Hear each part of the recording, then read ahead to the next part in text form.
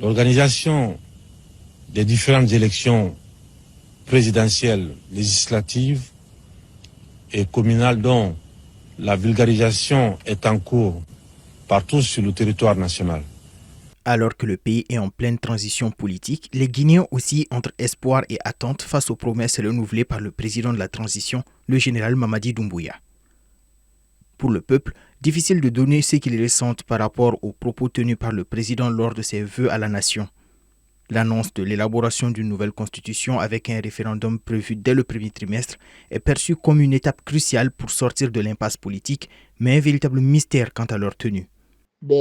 On attend de voir ce qui va se passer parce qu'il avait promis aussi qu'on aurait notre constitution en 2023, plus tard 2023, on ne l'a pas.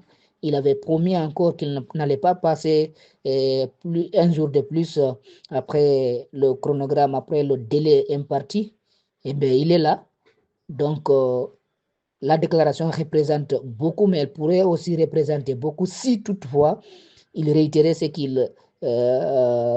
les anciens engagements, s'il réitérait ces motivations-là.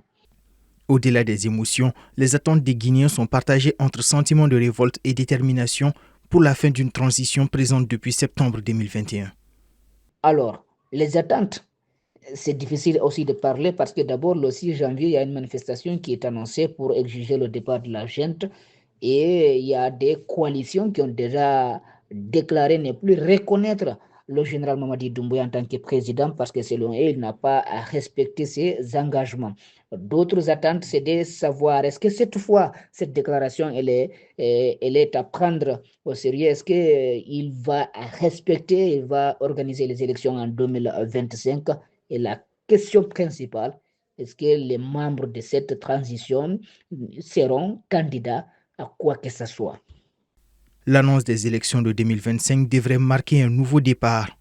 Alors que la manifestation du 6 janvier approche, le général Mamadi Doumbouya et son gouvernement se retrouvent dos au mur, confrontés à une population qui exige des actes concrets et immédiats. L'année 2025 pourrait marquer un tournant historique pour la Guinée, mais pour cela, les actes devront être à la hauteur des promesses faites pour les vœux de Nouvel An.